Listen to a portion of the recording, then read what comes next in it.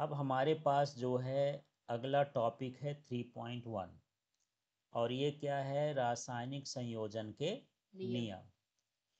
तो ये जो दो साइंटिस्ट हैं लवाजिए, क्या है लवाजिए। हाँ, और जोजफ एल प्राउस्ट, ठीक है ना।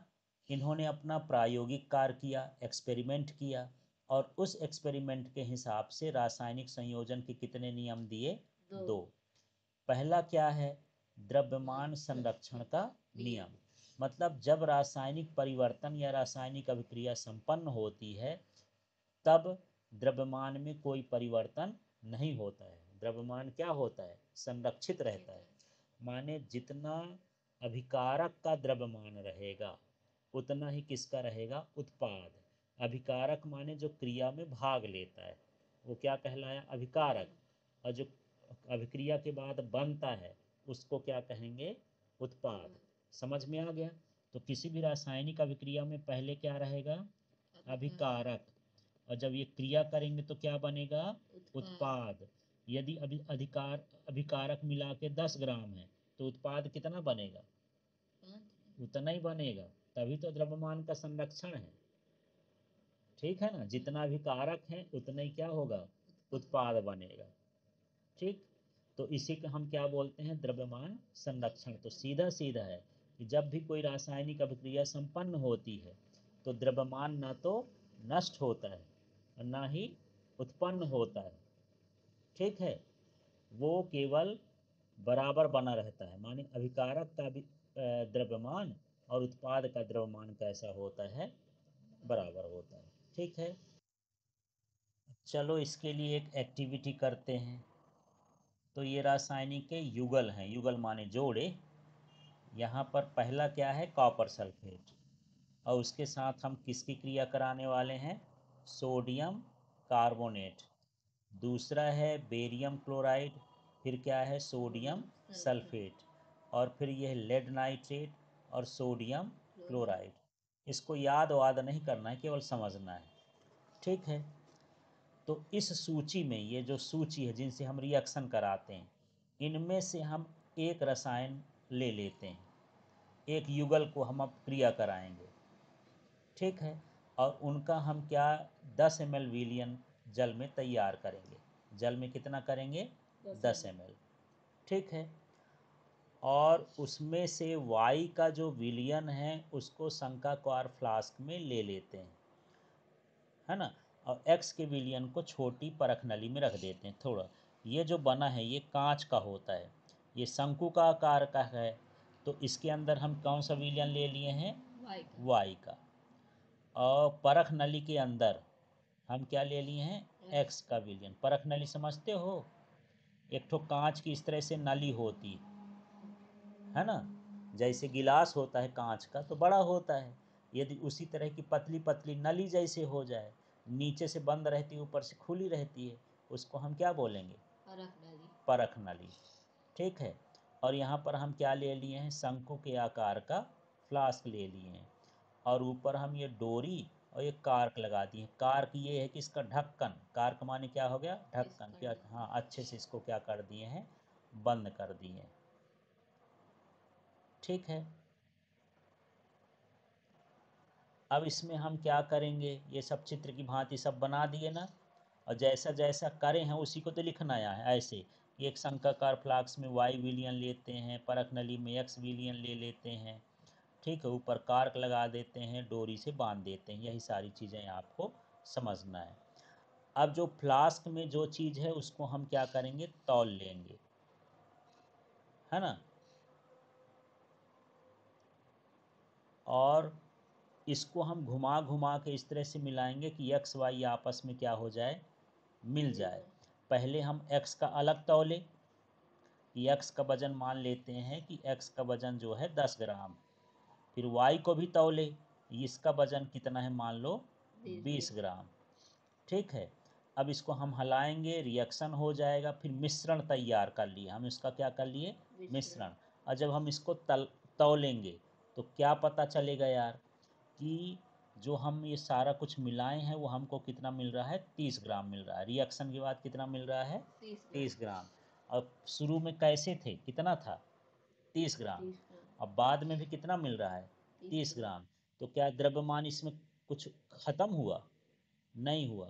तो सीधा सीधा है, द्रव्यमान संरक्षण के नियम के अनुसार किसी रासायनिक अभिक्रिया में द्रव्यमान का ना तो सृजन होता है और ना ही विनाश होता है। मतलब आप अपने छोटे शब्दों में लिख सकते हो कि रासायनिक अभिक्रिया में द्रव्यमान ना तो उत्पन्न होता है और ना ही नष्ट होता है। इसे ही द्रव्यमान के संरक्षण का नियम कहते हैं। बोलो तो।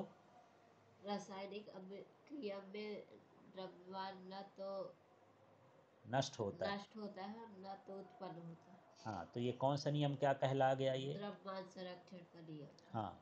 अब हम इसका दूसरा नियम देखते हैं, स्थिर अनुपात का नियम भी, इस पर भी समझते हैं। तो इसमें लवाइजिए जो वैज्ञानिक हैं और दूसरे वैज्ञानिक हैं, उन्होंने इसको देखा और समझा। इसको समझते हैं कि है क्या ये। अब ये स्थिर अनुपात का नियम है क्या, है ना? तो जो कोई भी यौगिक होता है, दो या दो से अधिक तत्वों से मिलकर बना होता है। यौगिक किससे मिलकर बना होता है? दो या दो से अधिक तत्वों से मिलकर बना होता है। और इन यौगिकों में तत्वों का अनुपात स्थिर होता है। इसे ही स्थिर अनुपात का नियम कहते हैं। तो क्या हो गया, कोई भी यौगिक दो या दो से अधिक तत्वों से मिलकर बना होता है और इसमें तत्वों का अनुपात क्या होता है? स्थिर होता है।